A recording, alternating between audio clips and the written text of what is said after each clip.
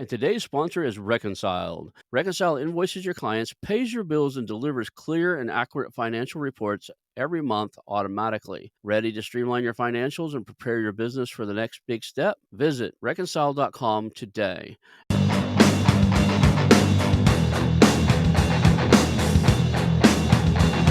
Hello and welcome to the How to Exit podcast, where we introduce you to a world of small to medium business acquisitions and mergers. We interview business owners, industry leaders, authors, mentors, and other influencers with the sole intent to share with you what it looks like to buy or sell a business. Let's get rolling.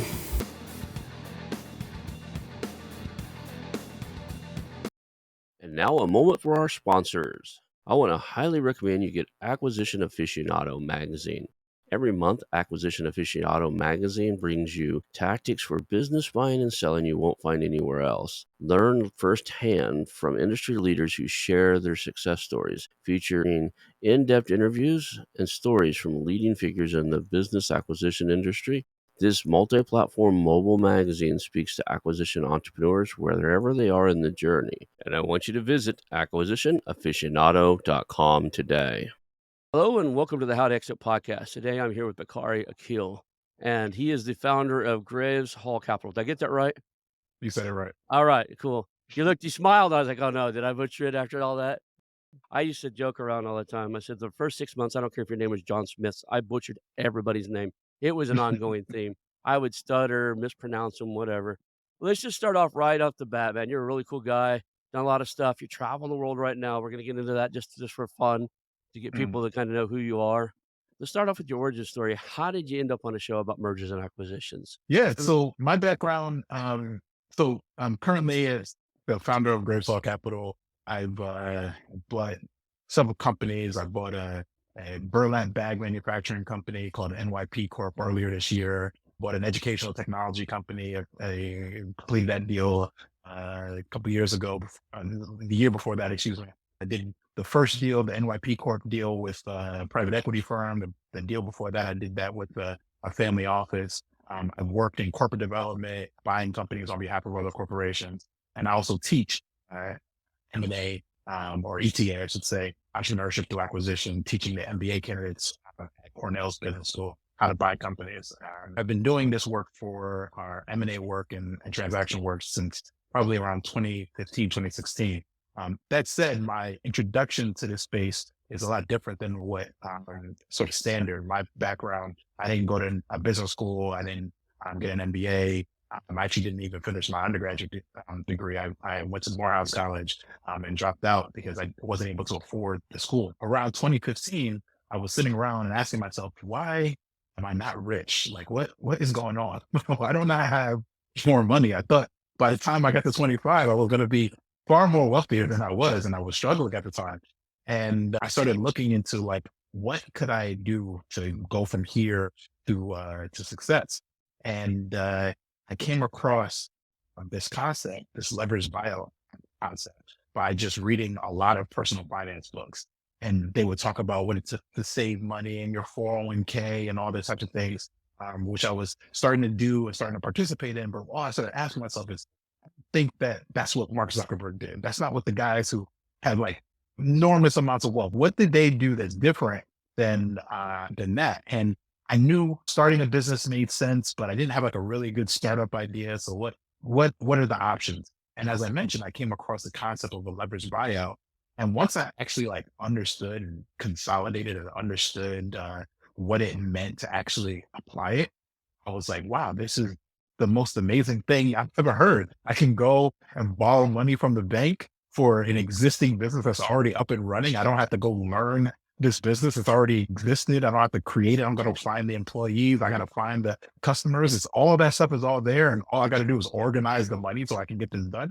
Oh, well, sign me up. And so I just started looking and learning and getting deep into this subject. And ultimately ended up taking a class. I sat in a class at Columbia Business School. Basically, I learned that they were teaching this subject, Harvard and at Stanford, and they were just now starting to open up and share the same content at Columbia. And I wasn't a student at Columbia Business School, but I lived in Harlem, which is the same neighborhood that Columbia Business School in. And so one day when I realized that this class was being taught there, I just went to the business school and sat in the class. And that was how I ended up getting introduced to the space and ended up connecting and meeting with investors. But it all started with that work. And so there's a direct line from that activity all the way to where I am today. That's awesome. That's awesome. One of the things you said during there, which kind of caught me off guard there, is you didn't finish your bachelor's degree, but yet you're teaching at Cambridge. Mm. That's an impressive a feat, right? There's not everybody. I've been I have multiple college degrees, and I've been an adjunct professor. Sometimes they bring me in to teach certain things and stuff, but I've Mhm. always had to show my credentials, right? I have an MBA, I Mm. have undergrad degrees and stuff like that. If they want me to teach, it's just a course or something. It's because I meet all the check boxes. For you to Mhm. teach a course at Cambridge, it means that you've got personal merits and personal achievements that they overruled any type of educational checkboxes they needed for you, I think. So that in itself says something. It really does. Thank you. So Just for point of clarification, I teach at Cornell's business school. yeah, By teach, I want to be very clear so that there's no confusion. I'm not a professor. I'm a visiting lecturer.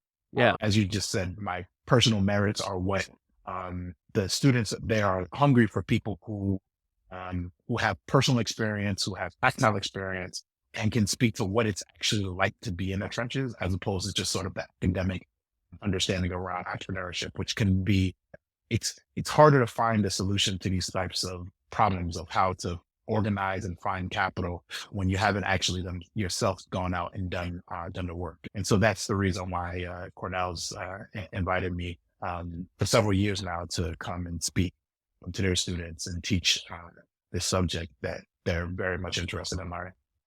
I just interviewed David Dotson. You know who that is? Yeah, absolutely. So I mentioned that I sat in Tim Bovart's class, which he taught at Columbia. Hmm. What I usually don't mention is that I also booked a flight and flew to Stanford, and I sat in Dave Dodson's class as well. So I was committed to learning about this subject, and I would have done the same thing at Harvard Business School, but at the time, that class had already wrapped, and so. But yeah, I learned from both Tim and Dave Dodson.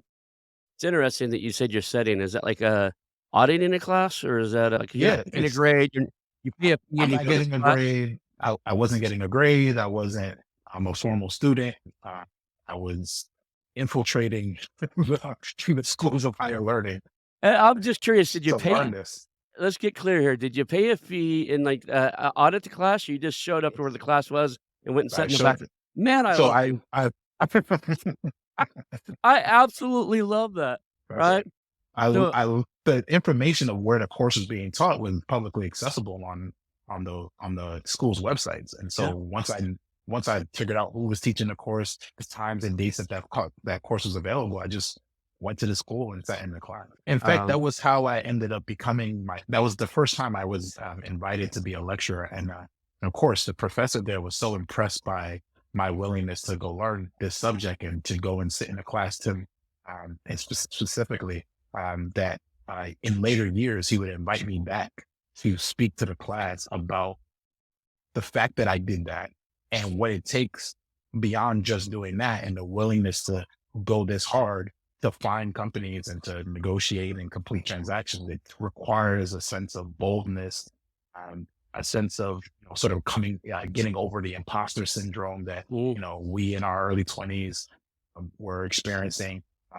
And to be willing to, this is very difficult, putting together multi-million dollars to buy a business that's been in somebody's families for sometimes generations. And, for instance, the company I bought, NYP Corp, truly has been in that family for generations. It was founded in 1946.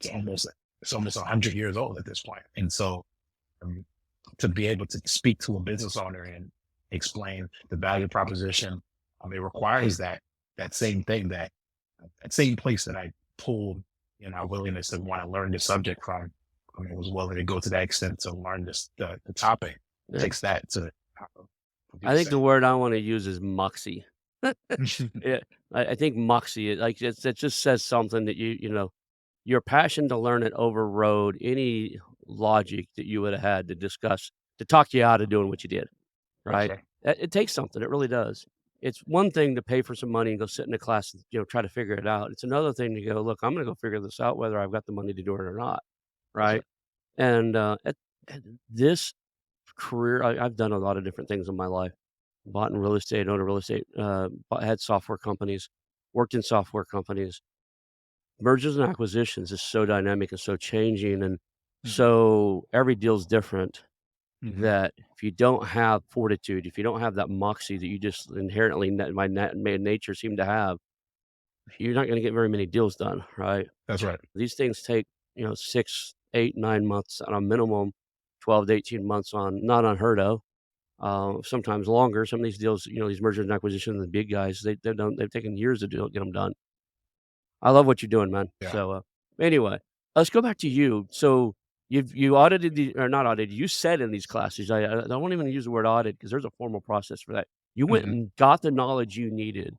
And then what did it look like to start applying that knowledge? So how did you get to talking to, you just kind of stepped right over the SBA game and sounds like you just went right to like, who's got the big money to do the big deals. But, what was Yeah, I that? mean, I would I don't want to give the impression that I came into this with the idea that I was going to just do big deals. What I came into this to just do exactly what David Dodson and Tim Bovard taught. Yeah, I wanted to do the exact small business, use the SBA, raise a search fund. I thought that was going to be my process. And what I experienced when I tried to do that was rejection from the search fund community and backing my search because I didn't have a lot of the qualifications. I had hustled a lot of the knowledge, but I hadn't gone and gotten a lot of the things that they thought were the prerequisites to be able to do this thing correctly. I was a little surprised by that because the search fund community is predicated on hustle and being willing to do things that are way outside of what's considered the norm. And so when I was receiving the pushback for going after the size deals I was going after, like I put up and organized transactions that were $5 million and $7 million. I'm using the SBA program, corralling investors in that route, and experienced failure, and consistently as I was navigating that. And so when I ultimately came across one of the larger businesses that I worked on, or the first large deal that I worked on that closed, the educational technology company, I reached out again to that community and was rejected, but was accepted by the independent sponsor community, the people who were in that space and who had been doing these types of deals for a long time, and recognized that the structure and the deal that I had put together was exactly the type of deal that they wanted to do. And so ended up linking up with the family office that had her feet both in the independent sponsor world and in the search fund world. And so had interacted with me and met me at conferences that were related to the ETA world. And we organized the financing for that deal and it ultimately closed. Shortly after that, I was in the middle of working on the NYP transaction and pulled in a private equity firm that also had a tie to the independent sponsor community and was interested in doing these types of deals. And so that's ultimately why I was able to do larger transactions. It was actually the rejection that I got from the search fund community or the search fund investors at that time. I love it. Till you know, and you're like, "Gosh, show me." You know? You "What do you mean I can't do that? Watch this." Right, I right. like that. It's that moxie, man. It's the true heart of the entrepreneurial spirit. That's You're right. gonna I'm gonna figure this out with or without you. I'd love you to join the ride, and, if you don't, then I'm gonna go to the next bus or the next, limo or whatever will pick me up, and we're gonna do this thing. I appreciate that. That's a unique trait, and not very many people have it. I'm raising 2 kids right now. I have a daughter at 7 and a son that's 12, and my daughter is Mhm, this fireball of a red hair, blue-eyed, self-determined, person, and mhm. I'm trying to play this balance of she's got that fire, that spirit to determine what she wants to do, and nobody's changing her mind. So I don't wanna just like, as a parent, part of you wants to crack that so they just mind, right? But the Mhm. other party says, I spent my adult life trying to put adults back together and give them back that fire. Right. I'm not allowing anything to take that from her. Mm. But, like, there's part of me that's like, if you break that spirit young, it's Yeah. still hard to give it back to 'em when they really need it in life, right? That Yeah. when they needed to be determined and nobody can tell them no, and they need to stick with something, that's just a trait that I think a lot of kids have that people kind of train them away from, or what do you call it, break that. It's like Yeah. it reminds me, I grew up on a farm, like, like break the horse, like the horse is a little bit Hmm. spirited, you break it so it's easy to ride. People Hmm. break children all the time, make them easy to listen to and mind. So long as she's not hurting herself or doing anything that was really bad, I'm gonna let her stick to her guns. Yeah. There's an interview that sort of echoes the same sentiment Mhm. that you're sharing with the father of Serena and Venus Williams.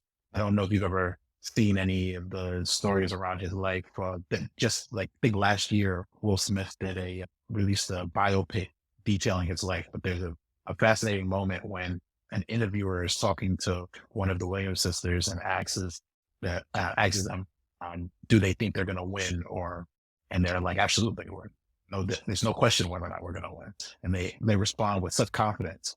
And the interviewer says, why do you have this confidence? Like, where do you get this confidence from? Like, why do you believe, like, in the face of all this, that you would have that confidence? And their father jumps in the middle of the interview and he says, do you hear what she just said?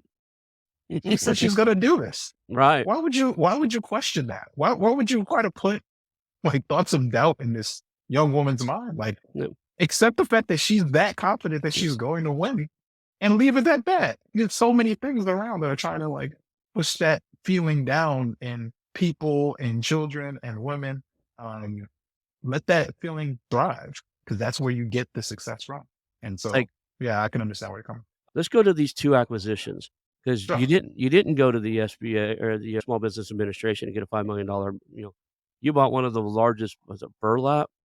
I grew up on a farm. The only thing I think that still uses burlap is like feed sacks, right? I That's don't know what exactly else. right. Yeah. I, That's exactly right. So we sell burlap bags to farms, to food producers. We sell them as sandbags, mhm. for particularly for emergency response when there's like floods and stuff like that. So yeah, there are a lot of surprising and there's a fashion thing that's starting to come out with burlap, where people are using bags for personal shopping and those types of things. So there are a lot of uses for the bag. The goal with burlap is, or what burlap represents, is a natural fiber that can replace plastic when necessary. And so it's a good alternative both in the growing process and in the consumer process. There's some interesting stories back in the Great Depression that when the burlap companies figured out that people were having to make clothes out of them, they started making bags that were more decorative and had Oh patterns wow. on them. And it's interesting story if you ever dig it up and read up Mm. on like they would make burlap bags for like flour and other stuff, and then Hmm. the families were making dresses for their daughters and stuff out of them. So they started making them more decorative and making them nicer so that, Hmm. it didn't cost them much more, right? Hmm. But it turned into something better on the other end for the customers. Don't be That was surprised, based on this comment that you're sharing, if in 2 or 3 years you don't hear that there's a fashion portion of our business that exists. I hadn't heard about this story, so I'd love yeah, to look into Google it. around it. It's pretty amazing it was done back then. It's just one of those, you know, the world there are good people in the world no matter how bad you read how some of the industry titans really were, right? Hmm. They're still good in the world. Yeah, even Yeah. even in the worst of times. So that company's been around for a long time. I can't imagine there's a lot of innovation in what needs to change as far as a lot of companies you can buy and go, well, they need a modern website and they need a modern this Mm. and they need a, you know, I don't know what you could change. How do you do something different or make improvements? You just move out of the way and let it run. So there are a lot of things that we're doing at NYP Corp um, that are updating the processes and the infrastructure of the business for modern times, to include like rebuilding the website. We're creating some just there's things I'm trying to be sensitive to, like to our strategy that we haven't yet shared to the public, but there are a lot of things that we're getting ready to announce that I think are going to be very unique and different from the different growers in our space who import burlap and sell. And so I'm excited to see where we take this. I'm excited too because you pick something that we're kind of moving back towards, right? We're trying to move away Hmm. from plastic, trying to move back Hmm. to something natural, organic, Yeah. sustainable. Everything I just mentioned there, burlap is a direct image of that, right? Cool. So you still did you have an exit from the previous one, or you still have that on your family office, the educational software company? The family office deal I structured in a way where the majority of the value for the business came to me very much early, and so for the most part, I'm out of that transaction. And so it was good. It created the largest windfall that I experienced in my career to date, which also supported me and made it possible for me to complete the NYP transaction. And so um, I was very happy with how that transaction played out, Did you and continued going. did you play more of a deal finder role for them? Like, you found out what they were looking for, you negotiated a deal, put together, and they kinda bought you out of the position too, or do you still own it? Sure. Don't share anything to get yourself in trouble for, right? I know we Yeah, have all yeah, these exactly. I'm trying NDAs to and be, yeah, I'm trying to be sensitive to the fact that to that. So what I'd say is, what ultimately happened with me on that transaction is, Mm, and one of the reasons I still define myself as a person who's in the search fund world is that my goal since I started this process was to find one company to buy and run full time as CEO. And I still have that ambition. mm. And so the fact that I'm not the CEO of NYP Corp and I didn't become the CEO of the educational technology company, I still would like in the future to ultimately end up sitting that role. And so when it became clear that I wasn't going to sit in that role for the educational technology company, I restructured the deal with me and the investors I put together. And so that's ultimately why it ended up playing out where I didn't end up being the CEO, but the transaction closed. And so that's a way of me describing what happened without being as NDA breaking as I could. Yeah. Yeah, I get it. There's certain things we can't talk about and stuff on these Yeah. deals. So that was a decent windfall. Do you mind, I know I'm not gonna ask for a direct number, but was it like, in the six-figure range, or was it better than that? Or I Oh, mean, it set you up. way, yeah, it was well over six figures, but yeah, it changed everything for me. I imagine that's a hell of a windfall, especially for somebody who, you know, may or may not have had you had the fortitude to go get any education you want, but part of me says there might have been some financial concerns too as to Yeah, there why was you just didn't definitely, go pay an audit for a class yeah, or something. It's like, I'm gonna, you know there were definitely the financial concerns, but what it really did was it created the working capital for me to go and do bigger and more successful transactions, which is NYP Corp is just the beginning of what I Mm, think is going to be the future of this firm, Gravesall Capital. And so that's how I see it. It wasn't just for like covering bills or something like that. This is right. really the capital that I'm using to accelerate the business. Now, I'm gonna take a step back here because 'cause I'm really curious. You went out to Now, did you go to the broker route, or how did you how did you source we're gonna walk through the one or both of the deals real quick, not Sure. at a high level. How did you find the deal? Like, what was your sourcing mechanism? Were they brokerage listed or that? And we'll go from there. Yeah, deal sourcing is a big part of my approach. Like I find my deal sourcing to be really the critical piece. Like what else should I be spending most of my time on other than making sure that the pipeline is as full as possible? And I have basically three approaches to deal sourcing. The first is, the brokerage approach. And so from the jump, when I started back in 2015, when I was taking the class and all that, the other thing I was doing was I was pulling lists of business brokers from the net, take them to my own private Excel sheet where I would have access to that data. So first name, last name, email address, phone numbers, the whole nine. And I would go on Google and type in business broker New York, business broker Connecticut, and all the people who would show up, I would just add them to my list.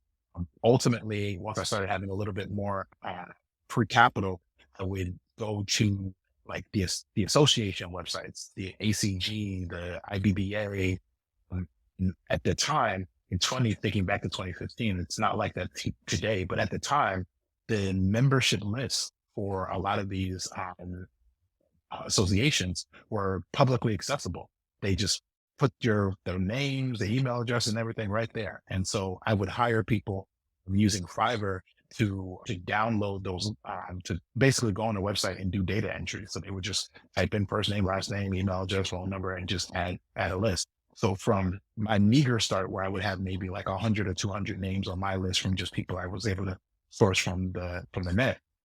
Once I added an IBBA and all the other associations, the AMAA, Association for Mergers and Acquisitions Advisors. Once I added all of those people into my list, now I am sitting on like a list of like 1,000, 2,000 people who are on my list. And then I added in the investment bankers who did deals directly with financial sponsors, private equity firms, et cetera. And so at some point, to this day, I was sitting on a list of like 4,000 advisors who were doing deal transactions. And so on almost a quarterly basis, I would reach out to every single one of them with my criteria, letting them know that I'm interested in doing a deal, or I want to do more. And so ultimately would come across deals from that. One of the first deals that I was working on that I got very close to closing, but ultimately didn't. I had reached out to one of the brokers who was our investment bankers who was at Wells Fargo. Now, Wells Fargo, gigantic firm, investment bank, what would they have available to me at the size that I was looking for?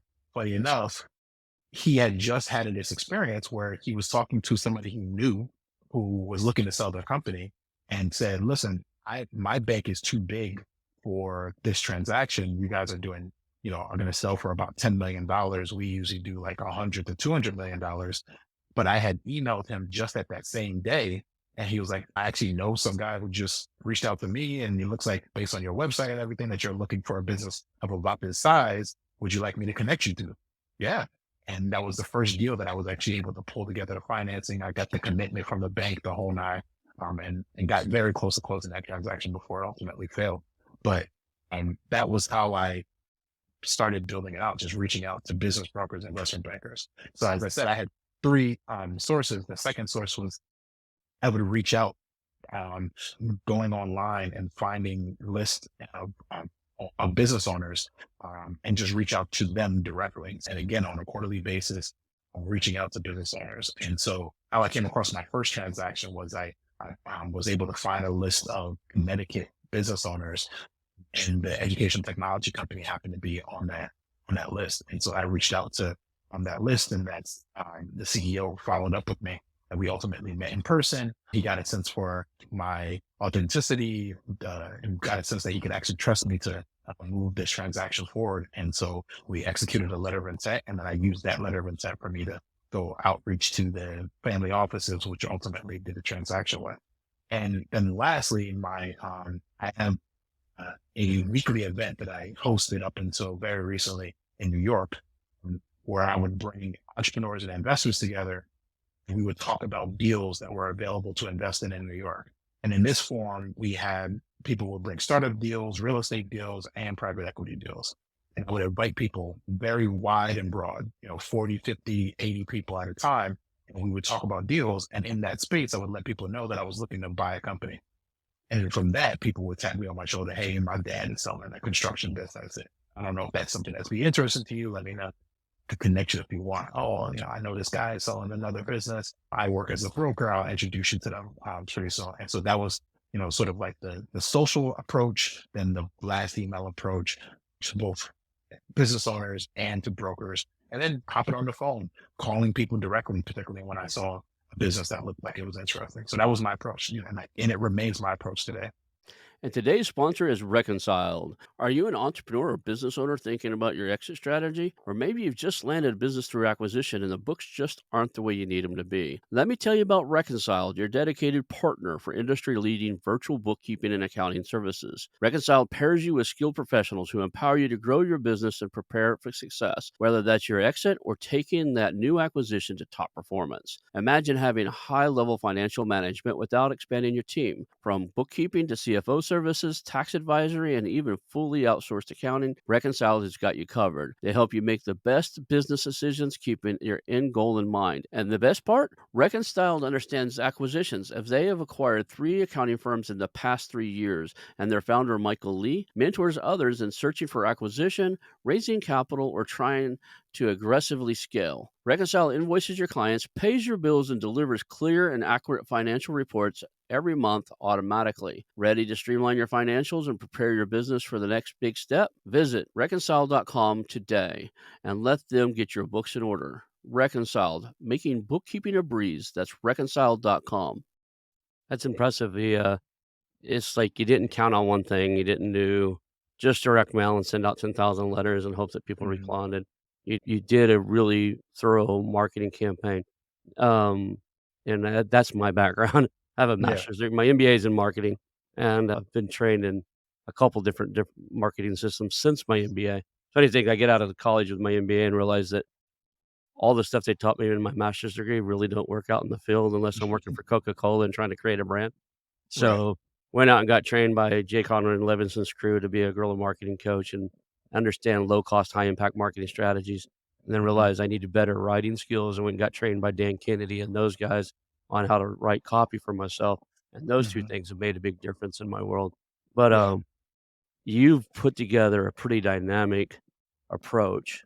Like even for me, when I'm in a search, I don't do all three, right? I Mm-hmm. should. I get busy with this pod. I get busy doing other stuff. I have some stuff going out, but like I don't send any letters at this moment that are not Mm-hmm. digital. Mm-hmm. And I'm a direct mail guy. I mean, I made Mm-hmm. most of my money in real estate sending out letters. Let's talk about what did you learn in those ETA programs, setting in those classes that enabled you to structure a deal at the LOI Yeah. stage at some point that was so appealing that you would get the big guys, the family offices. I mean, because you had to know what they were looking for and how they structured deals in order to put something in front of them. I used to say in real estate, hey, if your deal's good enough, the money's going to come, That's right? right. If you're not getting money for real estate deals, you're not negotiating great deals. You figured that out, somewhere. I almost said early in the game, but I don't know your pain, right? I don't know how many Mm-hmm. times you failed before you figured it out. Uh, but you figured it out, and now you've got a system down where, like, if you don't have the funds or the ability to stroke that check, you know how you need to structure it, that deal, so that somebody that does have that ability Yeah. can pull that together. Yeah. So, what is Yeah. that? I mean, a shout out to David Dodson. I have actually never said this publicly before, but one of the things that I experienced when I reached out to him very early in looking to raise money for a company is he gave me a piece of advice that I stuck to, which is to not pursue a transaction that's under $1 million in EBITDA, because there's just not enough cash there Mhm. on the EBITDA size to attract investors. And at the time, I was reaching out to him about a business that had like around $400,000 in EBITDA, and Right. he was like, "It's just too small. You need to go after something larger." And I thought at the time, $400,000 sounded like like a ridiculous amount of money. And so I'd take another 400K right now. I mean, I exactly right. And so for him to say, "Listen, it's just too small." It's funny when I talk to people in the real world and I say, um, a company has $1 million. Um, they're like, "Oh my God, that's massive." And then I talk to people in our world and we say a company has $1 million, and we're like, "Oh, okay, that's small business." yeah. It's such a fascinating disconnect between the way we see the world and the M&A professionals and most people as they navigate the world. But that $1 million cutoff made it possible for me to eliminate a lot of businesses that would have made it through the cut that shouldn't have been, and I wouldn't have been able to go to people like Dotson and others and have an intelligent conversation about a company I'd be interested in buying. And so that was the first piece of advice. When it came to structuring for me started very simple, which was the SBA has certain guidelines that will make it possible for them to commit to doing a transaction. And let me make sure I don't violate those guidelines.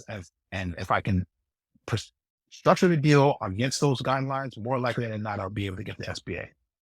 But once I started jumping over the SBA guidelines and to kind of do these transactions, the same criteria that the SBA was using were still successful. They were still good transactions to do as long as I followed that structure. It just would be one or two additional things that the seller would want or that I could provide that the SBA at that time would not be willing to accept. Although, excluding the fact that the size of the transactions would just be too large for the SBA to absorb. But things like at the time, the SBA was not willing to let you do equity rollover for a seller. Right. And so if I was going to do a transaction and included that clause, that forced me to have to go outside of the SBA. And there are other clauses like that that you have to be aware of when you're navigating the SBA. You can't have the seller stick around in a management role in a transaction for some period of time. And so these are things that the SBA would not allow. And so when if I was working on a transaction where the seller wants to stick around as CEO, that means I'm not going to be able to go after the SBA as a capital source. And so by getting as close to and understanding the SBA guidelines, it gave me a rubric. And then using that rubric is ignoring certain things that may not be appealing for the SBA allowed me to just structure my deal against that and use that to attract the capital that I needed on the equity side. That's amazing. That's really cool. Let's go back to the deals real quick because I have a question I'm sure other people are thinking. The first deal you did, how much, if any, of your money did you put in to get the deal done? Were you working on the side and you funneled in a big down payment into this thing, or was it all money raised by private investors and funds and family offices? So far, I have not had to myself put in any capital into any of the transactions that I've done. I've So, been able to structure my transactions where, and this is something that I learned was far more common. And so practically, or I see myself as a part of the ETA world, the mhm. entrepreneurs through acquisitions, the search fund people. That's the world that I see myself in. But from a practical standpoint, I actually operate as an independent sponsor. And the rules of the game for independent sponsors are different than for search fund entrepreneurs. Search fund guys, generally speaking, have to put up some capital for the transaction. And if they don't put up some capital for the transaction, it's coming out of them in other ways, meaning they have raised money using the search fund. And so they have to pay back all the money that they raised for the search fund plus premium for taking that capital on a risk basis.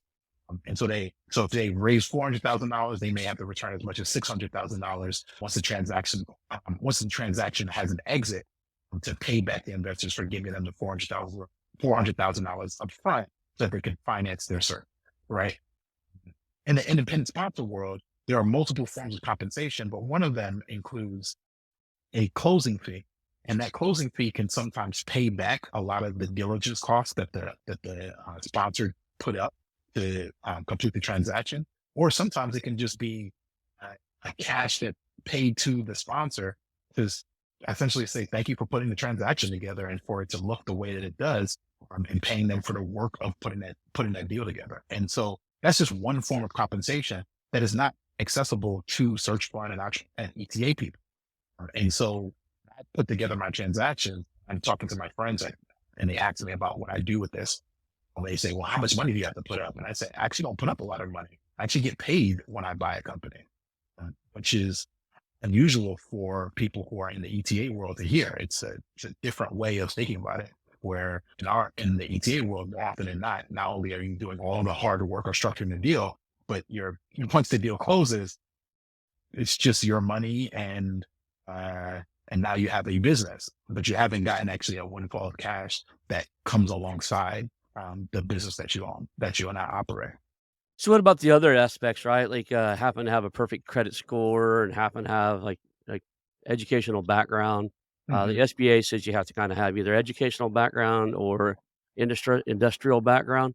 You seem to have bypassed those two in the way you've set it up, right? Yeah, I Um, mean, this goes to using capital sources that are more amenable to different pieces. So mhm. with the SBA, yes, there is that educational component that can sometimes play a role. But as I mentioned, the earlier transaction, the one that failed, didn't fail because the lenders didn't want to back me. The lender did back me, knowing all of the educational stuff and et cetera. So the education thing can be overturned. The industry concern and industry expertise concern can sometimes be resolved by key managers staying in place and committing that they'll stick around in the business for as long as the loan is inside the company. And so Mhm. that's how I solved that whenever I would deal with the SBA. Mhm. But once you leave the constraints of the SBA, it's really the deal structure that you put together that defines how things are going to look. Well, I'm really impressed here. Probably out of 190 something interviews, nobody I've interviewed have at least admitted to me doing what you've done, right? You've carved off a niche inside of this that's above the SBA loan, kind of in the ETA world, but you've presented yourself as an independent sponsor. You're doing what a lot of people say is impossible, which is a lot of people are saying there's no such thing as these zero down deals. Quit pitching that and quit selling that. you're doing them, right? You've got low down, zero down. I'm sure you have expenses. I have expenses, Right. just for search and support and help and that type of stuff, assistance and stuff. And But you, I don't want to give the impression on to anyone listening that that you should come into the search fund space or come into really any investing space attempting to pull off zero cost transactions where, you don't put up anything and you get everything. The first thing on my side is there's a lot of time and a lot of grind and a lot of waiting and a lot of patience that goes into doing this. And so if you're like, I'm going to buy a company and it's not going to cost any money and Bakari did it, so therefore I can do it. But I'm going to try to get it done in 3 months. I'm going to be the first person. The NYP transaction I started working on that deal in the spring of 2021. It did not close until the spring of 2023 or the winter of 2023 or the January, February. That's almost 2 years of working on that transaction. So there's opportunity costs, there's a bunch of stuff that you're bypassing while you're waiting 2 years to complete a transaction. And so there's no free lunch. There's no I'm getting it for free. It's going to cost something. And so be willing to go through that toughness and that grind, and not expect to be able to get some great business for no money. I don't have to do it. I would echo the people who say it's impossible. It's also impossible, but there are times, rare moments in the fissure of the world where like something can happen, but it's usually when you're dedicating an enormous amount of time and have committed to dedicating more time in the future. and I've written full articles like, look, there's some dangers. And like for a lot of people who want to own 100% of a company and they're trying to do it no Yeah, money down, I was like, you got to understand that you got to switch your whole shift your whole yeah, search. You have to hunt down something that has insane profit margins. Because if hmm, you're going to do 100% financing, whether it's from the seller financing and or multiple sources, now you're paying interest over time. You've ridden a company that's never had debt with debt. hmm, And like all businesses have cycles, like you got to make sure that you can cover your debt, your debt coverage, you can cover your expenses via cash flow. Not now, not this moment when everything seems to be going good and you're selling the company because it's on the incline.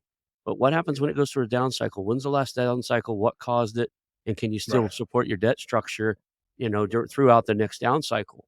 And people don't get that. I've written whole articles like, look, I think that there's a finesse or sexiness of zero down deals, but understand if hmm, you 100% finance something, like, you want zero down, own a business for 2 years and then have to lay off 50 people and run 50 right, families' lives because you didn't understand that it had cycles and it can't support the debt through the down right, cycle. A lot of people don't get that. What you're yeah, doing is a little different because it isn't a zero down deal. It's the investment banks, the family offices, the private equity funds, they're funding the transaction. that's right, You've structured something they want, and you're getting paid at close, and I imagine you're retaining some form of that's equity right, position in the company so that you get distributions over time and that's right, get a second check later on if it sells again. that's right. And an incentive to try to grow the business Mhm. during the time that we own the business, so I can get access to that additional equity piece. I'd be interested in, hypothetical, what's the range that you could continue to own? Is it, 5, 10%, or is it more? Or on the So equity positions of these things because 'Cause yeah, they're funding the whole deal. Is that okay so to talk there's about?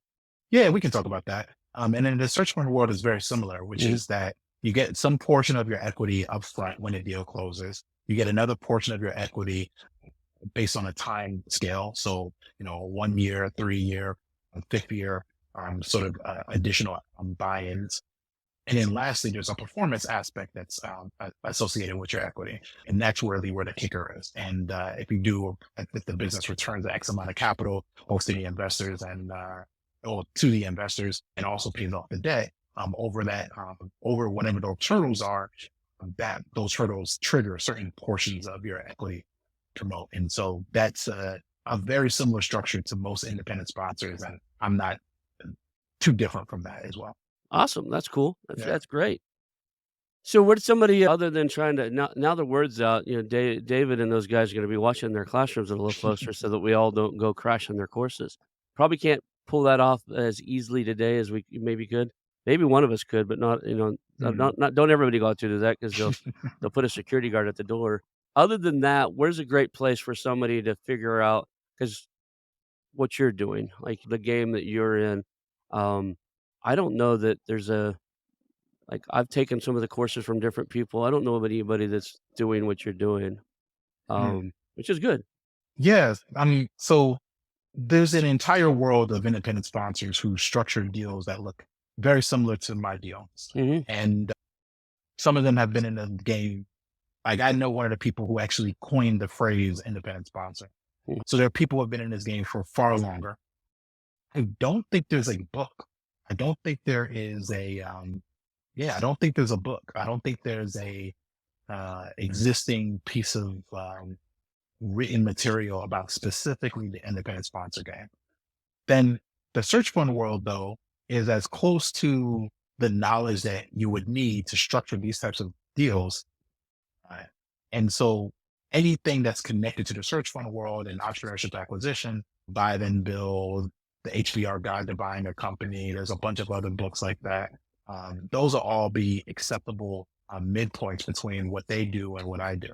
There's a ton of YouTube resources, videos, and all that that exists. And then there are books about people who have done this process. And the one that I like the most is the story of, or the autobiography of Reginald Lewis.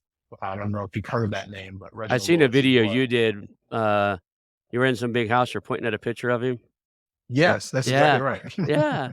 Yeah, so that's actually the Harvard Club I was inside of. And when you walk into the Harvard Club, as soon as you walk in, there's a gigantic big picture of Reginald Lewis.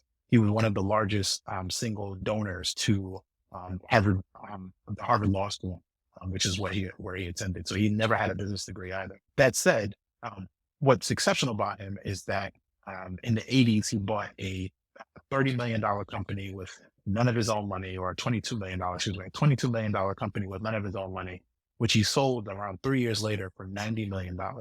And then shortly after that, he bought, I think it was actually the same year, he bought a $985 million company and became the first Black person to own $1 billion corporation. And then he wrote a book about it called Why Should White Guys Have All the Fun? And so it's one of my favorite books where he just details his independent sponsor journey. As I mentioned, the phrase has been coined independent sponsor very recently. And so he was doing these types of transactions in the 80s. And so he I'm talks about how he structures the deals, how he sourced the capital, how he found the businesses. And he went through an enormous amount of time where he wasn't doing transactions, meaning he was pursuing deals and transactions would fall apart, pursue a deal, transaction would fall apart. And so, knowing his story really gave me a lot of inspiration, and a lot of people who look like me the inspiration to try to pull off this thing that we became aware that it was possible through inspiration. So it's interesting is, I'll read that book because it sounds very fascinating, and I always joking around and tell everybody I'm the whitest guy in my family. I'm our family, my wallet is around here, I'm a card carrying a Native American, but I look like my mom. So if I show Mm. up to family, people are looking like, "Who brought the white guy?" Because everybody else is Indian, Indian, Mm. Native American. I'm always rooting for the underdog. I love when a woman's in this space. I love that you're in this space doing what you're doing because it Thank is you. predominantly dominated by old rich white guys, and, Right. while I look the part, my heart and soul is for all the underdogs out there. So kudos to you for what you've done. I love who you are and what you're up to. I look forward to reading a book about what you've done in the future because I see you on that path. Yeah. Thank you for your time. You're not far off. In 2008, a journalist wrote an article about me and the struggles that I was dealing with in my life. At the time, my family I grew up on donated food, and I was struggling to pay for college, this and the third. Um, and uh, and she published this article in the New York Times talking about that part of my story. She and I have just recently reconnected, and we're talking through what a memoir might look like, and pitching it to some journalists, not journalists, to publishers, excuse me, who publish these types of stories. And so, yeah, it may be much sooner than even I expected, the outcome for a book. I do appreciate you here. Let's before we go, is there anything that myself and or my clients or customers or listeners out there in this space, anybody that happens to be listening to this show, is there anything that we can do for you? Is there Yeah. something you're looking for, something we can help you with? Let's see. Stay in touch with me. My email address, I'm sure, is in the notes. I'm Mhm. perfectly willing to talk and connect with anybody. I'm there. My website, Graveshall Capital or graveshallcap.com, which is where you can find some background on me. LinkedIn, I'm connected there. And so if you want to stay in touch, I'm traveling around the world right now. So I was in Cape Town 2 months ago. I was in Athens last month. I'm in Spain right now. Tomorrow I'm flying out to go to Turkey and I'll be there for the month. I'm traveling with this program, a 12-month program called Remote Year for people who travel and work remote. And so I'm detailing a lot of my experiences with on this platform I created called Nomad Noir, just highlighting my experience of being a digital nomad traveling. And so if you want to see what it's like to live outside the world and also work, you can follow me there as well. And so those are the experiences and places you can connect with me. I would love to stay in touch. Awesome. Well, I appreciate having you here today. This has been one of the funner shows I've done in a while. Thank you. I love anybody who's got moxie to do what you're done and truly designing a life you want to live and going out there and living it, man. There's something to be said for that. So we'll call that a show. And thank you. Thank you very much. Hang out for just a minute. I want to announce our new channel partners, the ITX Marketplace. Since 1998, ITX has created $5 billion in value by selling more than 225 IT businesses in 20 countries. ITX works exclusively with IT-enabled businesses generating between $5 million and $30 million who are ready to be sold, and M&A decision makers who are ready to buy. For over 25 years, ITX has developed industry knowledge that helps determine whether a seller is a good fit for their buyers before making the match. ITX Mergers and Acquisition Marketplace we have partnered with has a proprietary database of 50,000 plus global buyers seeking IT service firms, managed service providers, Microsoft service providers, software as a service platforms, and channel partners with Microsoft, Oracle, ServiceNow, and the Salesforce space. If you have an IT-enabled business you're ready to sell, I want you to visit the itexchangenet.com/marketplace. How to exit. That link will be in the show notes. Visit them now.